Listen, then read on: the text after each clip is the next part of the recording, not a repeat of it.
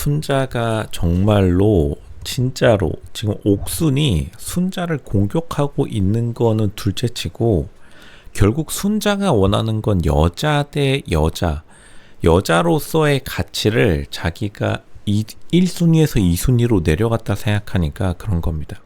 다시 말씀드릴게요. 순자의 목표는 제가 다시 계속 말씀드렸지만 결국에는 엄마로서의 순자가 아니라 여자로서의 가치를 인정받고 싶은 건데, 어쨌든 자기가 1순위였고 1순위라고 자신만만하고 있었던 상태에서 일단은 영호가 지금 문제가 뭐냐면 옥순도 애를 가지고 있는데 하필이면 애를 가지고 있는 옥순에게 달려가니까 1순위라고 하니까 짜증이 팍 나버리는 것도 모자라서 그냥 정신머리가 돌아버린 겁니다. 어쩔 수가 없어요. 이거를 우리가 순자를 다 이해해 줘야 됩니다.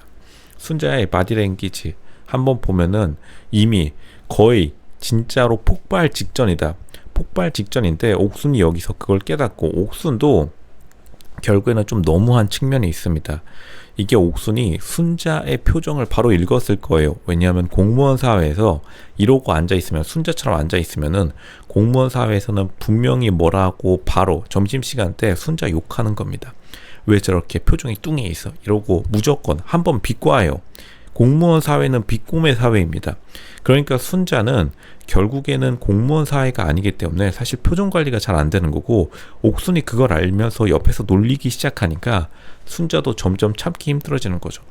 그리고 결국에는 순자가 평상시에 자기 스스로 합리화한 게 무너지고 있으니까 사실은 순자가 생각보다 정신세계가 지금 굉장히 멘탈이 약해져 있다고 보면 됩니다.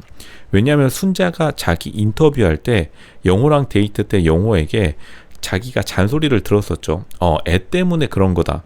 근데 사실은 순자의 문제는 애 때문이 아니긴 해요.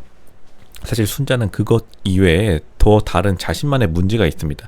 근데 순자는 어쨌든 자기 합리화를 어떻게 했냐면, 영호가 나를 여자로서의 가치는 인정해줬지만 내가 엄마기 때문에 싫어하나 보다 라고 자기 합리화를 이미 한 상태였는데, 하필이면 애가 있는 옥성에 가니까 그때부터 이제 현실 자각 타임, 현실이 다가오는 거예요.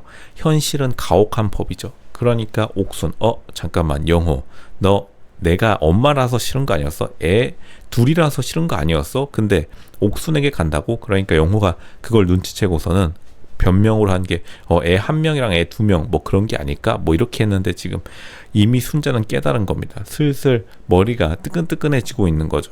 이게 내가 여자로서의 가치가 옥순에게 밀린 거구나. 짜증 팡 날 수밖에 없는 상황입니다. 그리고 옥순이 그걸, 순자가 짜증나는 걸 알고서는 지금 옆에 앉고서 계속해서 사람들한테 내가 1순위 아닌 것 같은데? 내가 1순위 아닌 것 같은데? 이러고 지금 약 올리니까 순자 이 자리에서 그냥 옥순 시원하게 머리끄댕이 한번 잡으려다 참은 거예요. 제가 순자 칭찬해 드리겠습니다. 잘 참았습니다. 여기서 머리끄댕이 잡았으면은 이제 사실 나는 솔로 시청률 한 50%까지 찍을 수 있었는데 그래도 잘 참았다. 왜냐하면 이제 순자의 이미지, 순자가 쓰고 있는 가면이 있어요. 순자는 사실은 자신의 가면을 애 둘 있는 엄마지만 사실 그렇게 안 보여요. 이거를 칭찬으로 자기의 삶의 활력으로 에너지로 삼고 있습니다. 그러니까 순자에게 있는 가장 큰 자신감을 옥순이 뺏어가고 있는 건데, 옥순도 나름대로 자기 외모에 대해서 생각 이외로 자아 비대가 걸려있는 상태예요. 자아가 굉장히 비대한 상황. 옥순이랑 순자가 둘이 충돌할 수밖에 없는 이유도 둘 다 자아가 굉장히 팽창해 있는 상태로 충돌하기 때문에 순자도 옥순도 여기서 한 발짝도 밀려나기 싫은 겁니다. 다시 말하지만 순자랑 옥순이 생각보다 성격이 비슷해요. 타인에게서 자신을 인정받지 못하면 굉장히 불안해하는 타입이고, 순자가 지금 방송 끝나고 인스타 계속해서 올리는 것도 계속해서 자신을 인정받고 싶은 상황, 그리고 거울로 셀카를 찍는 순자의 마음, 심리 제가 다 분석해 드렸습니다. 순자는 셀카 찍을 때 1차 사진을 다 거울에서 비친 자신의 모습을 찍는데 결국에는 타인의 비친 자신의 모습이 굉장히 궁금해하고 거기서부터 칭찬을 받아야지. 애 둘 있는 줄 몰랐어요. 거의 뭐 여신이나 다름없으시네. 그 말을 안 들으면 순자는 하루라도 그 말을 안 들으면 잠이 안 오는 성격이에요. 그리고 옥순도 마찬가지로 비슷한 칭찬을 들었을 겁니다. 아니 공무원이라고요? 공무원인데 이렇게 예쁘다니. 근데 사실 제가 현실 가혹한 팩폭을 날려드렸는데 둘 다 솔직히 저기 청담동 편의점 CU 24시 거기서 야간 알바한테 다 그냥 털리는 수준입니다. 어쩔 수가 없어요. 한 명은 대전, 한 명은 저기 전주에서 전북에서 그냥 서로 이 동네의 여왕은 나야 이런 식으로 하다가 결국 부딪힌 겁니다.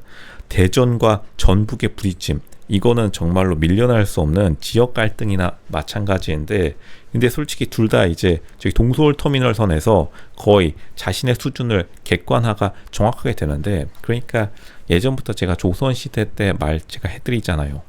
말은 제주도로 보내고 사람은 서울로 보냈어야 됐는데 둘 다 너무 지금 어쨌든간 굉장히 조금 자신의 시야가 좁아진 상황에서 자기 수준을 모르다 보니까 여기서 밀려나면은 늦은 나이에 자기 자신을 객관화하려면은 여태까지 자기가 살아온 자신의 삶을 부정해야 되기 때문에 이게 불가능합니다. 이게 단지 서울이라는 공간뿐만 아니라 제가 해외 유학, 도피 유학, 도피 이민 가지 말라고 하는 이유도 도피 유학 가면은 거기서 그냥 뭐 이방인으로서 좋은 말만 듣다 보니까, 그리고 대학교 가가지고 그 누구도 자신에게 팩폭 잘 안 날려주죠. 자기 친구들 빼고 자신을 객관화해줄 상황이 없기 때문에 결국 이 옥순과 순자 둘이 충돌했는데 순자가 특히나 더 많이 마음의 상처를 입은 걸로 보여요. 왜냐하면 순자는 어쨌든간 자기가 사기업에 있기 때문에 사기업에서는 생각보다 서로 비꼬는 거나 그리고 서로 눈치 주는 게 굉장히 적습니다.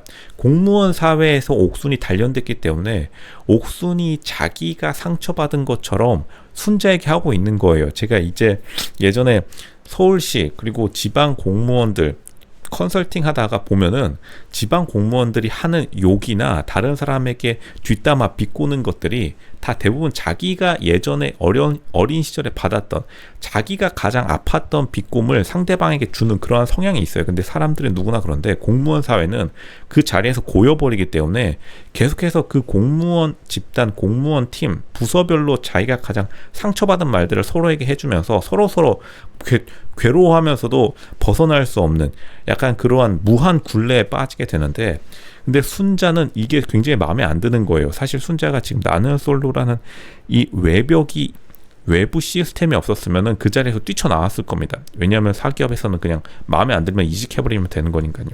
그러니까 옥순이 계속 옆에서 째잘째잘 되니까 순자의 표정, 그냥 야마가 확 돌아버린 표정이 나오는 거다. 그런데도 순자는 나름대로 자기 표정 관리를 안 한다는 것도 자신의 가면, 사실 남자가 있었으면은 여기서 순자가 끝까지 표정 관리를 했을 거예요. 근데 순자는 자신의 가면을 여자들 사이에서는 쓰지 않기 때문에 결국에는 표정이 그대로 카메라에 드러나고 말았고, 옥순이 사실 이거 이후에 살짝 웃어버리는데 다른 사람들이 옥순 너 1순위 맞아, 그래 너 잘났다, 그러니까 옥순은 나중에 슬쩍 카메라 사람들이 몰래 보는 창밖을 보면서 웃는 장면, 그러니까 순자는 그걸 느꼈을 겁니다. 옥순 너 두고 보자, 너 내가 담근다. 그러니까 이 둘의 사이 결코 좋아질 수가 없는 거죠. 지금 거의 3차 세계대전 일어나기 직전입니다.